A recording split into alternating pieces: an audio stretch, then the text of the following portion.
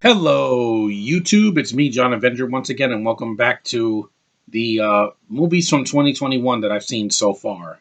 This is a movie I saw back in the winter. It's a 2021 American teen romantic comedy filmed by Michael Phil Magnari and starring Lana Condor and Noah Centineo. That this is the third and final installment in the Netflix trilogy.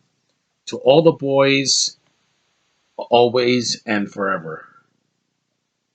This was one of the better movies, probably the best Netflix film I've seen this year so far. And that's saying a lot because some of them were not good or they were just okay at best. But this one was good, really good. I think it's much better than the Mitchells movie, mainly because it didn't pander as much and it's shorter. I think. Let me see. It's about an hour and no, actually no, it's an hour and 55 minutes. That's with the end credits. I counted it. It was about an hour and 45 minutes. The end credits are about 10 minutes long. And this one is basically, the kids are about to graduate from high school. The main two characters, and they want to spend time with each other a lot before they go their separate ways. Or are they going to get together back? Stay together or go their separate ways? And yeah, and it's a really really good love story. Like this ends on a high note. Unlike the after movies, they're going to just fizzle. And this was sweet. It was a nice way to end this with the characters I liked in the first two films. Lana Condor is still adorable as Lara Jean, and Noah Centineo's great as Peter. Very likable guy. He's not an asshole and abusive and a dickhead. Janelle Parrish has more to do in this movie. Like she was just a cameo in the other two films. In this one, she actually has more to do and more time to spend with her two sisters.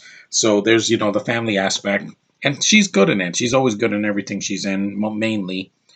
Anna Cathcart, it's her birthday today, so happy birthday, Anna Cathcart. You're legal now. You're 18 years old. She's the cutest thing ever. She's Laura Jean's playful little sister who got her and Peter together. So that's one of the reasons I like her. John Corbett plays the dad again, Dr. Cavoy, who's a protective father, and you have Sarah Yu Blue as Trina Rothschild, the Kofi's friendly neighbor who develops a budding romance with Laura Jean's dad. Yeah, she's an Indian woman, so they have an interracial relationship, which is good because it's also in this movie with the main stars. Um, Henry Thomas is also in the movie. He plays Peter's father. He was in E.T. and Cloak and Dagger, the movie from the 80s. He's good in the film. The film came out before Valentine's Day. It was the most watched title in its debut weekend and the fourth most second weekend. Netflix reported that the film was watched by 51 million of households during this first quarter. Yeah, I was one of those people. I watched it with my sister, and we had a great time. It is a little bit long. I think some scenes when they go on the trip could have been cut in half just to spare you some time when they go to uh, South Korea, and then when they go to New York City, which is great to see because I live there. But there's just scenes that just go on way too long. And also, the black guy, I don't think came back from the first. No, he didn't come back from the second movie. He was good, a nice love interest for Laura Jean, uh, and I just wish he was in it. Sophia Blackdale, is that the girl that was in? She's the other girl in it as well. She was in the Mick, Project Almanac. Oh yeah, she was the girl in Project Almanac. She was the main female in that. So I remember her. Yeah, that was a while back. She's good in the film too. And like I said, the love story really works here. I like the soundtrack. I like the way the film looks. The love story is very very strong. Even when they try to lose their virginity before they graduate, it's done in a tasteful way. It's not like overly sexual or any bondage or anything like that, which is nice to see. It's good to see a wholesome, uh, you know, 14 coming of age story with two teens that are in love and not force it down your throat. Like After is forced, 50 Shades is forced, 365 Days is forced. Here it's subtle and it's done well. It's an interracial couple without any of the wokeness that we have in other movies that have come out recently, whether they be in relationships or just starring women or minorities. Here it's done right.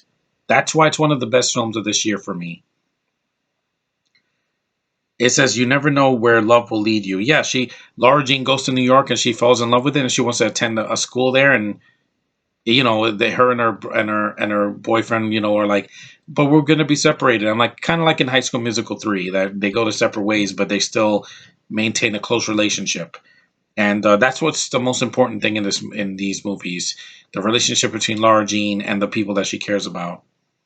And the ending is very sweet. It says she remains optimistic that the distance will offer them the opportunity to keep writing love letters to one another, which is very sweet. And it's something that I did when I was a teenager. I wrote a lot of letters and poems to girls, and yeah, it's a sweet ending, and it made me smile. It's very heartfelt. It's very cute, and if you love the first two films, you'll like this one. And but if this is not your thing, trust me, I know my friend Josh is like hates every Hallmark movie that exists, but this is not a Hallmark movie. It's basically a little bit more realistic. The teens act normal without overselling it. Like in Booksmart, I love the two girls, but every other character in that movie is like either forgettable. The guys are not. There's no strong male character here. I like Peter's character. I can't name one character, that male character, that was in Booksmart besides like Caitlin Deaver's father or whatever. It's just not the same here. I feel the love more, and it's not an R rating, so they don't have to say F words every second. And we get it, okay? It's a coming of age story. You can do. There's a right way to do it, and there's a wrong way to do it. Here, it works really well. Booksmart, it worked to an extent, but the pandering was not needed. But this is a good movie if you've never seen it. It's on Netflix, so if you have a Netflix account, watch it because it's worth watching over any of the romances that are going to come out on Netflix this year, or the rest of this year, which are uh, what was the other one that's coming out? The next After movie, which I don't care about, and some other movies that are coming out, like Kissing Booth 3. No, this is way better, and it doesn't star a foreigner, which is a huge plus.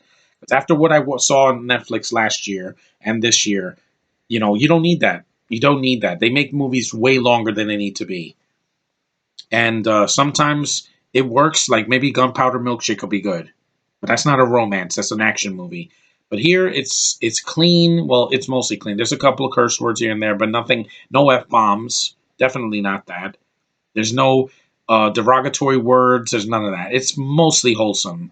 And if you're a teen, you can watch this. It's not going to harm you. And it's cute. And it works really well. It's one of my top 10 of the year. Easily. Why did I enjoy this more than Raya? It didn't have a stupid third act in it.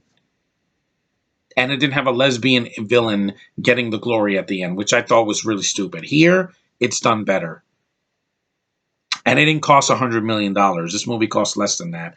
And if you're in the mood for love, and with the summer coming up, it's worth your time. And it isn't just a seasonal thing. It is a good movie for any season. All three movies were really good, and I'm glad that Lana Condor got out of that contract with Marvel to do, after X Men Apocalypse, to do this. It's way better. These movies are way better than the last three X Men movies combined.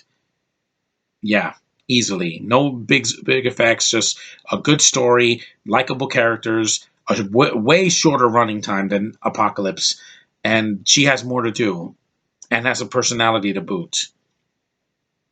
And this movie has no Asian hate, which is nice to see in this world of indifference. But anyway, thanks guys for watching my first review in 5 days. I did a live stream for the Lost World Jurassic Park. If you want to see that, it's on my channel. But I've been busy, man. I've been doing a lot of cleaning, and summer's coming up, and I have a lot of things to do. And unlike some people, I'm going back to the theater, and I'm going to enjoy myself watching movies at home.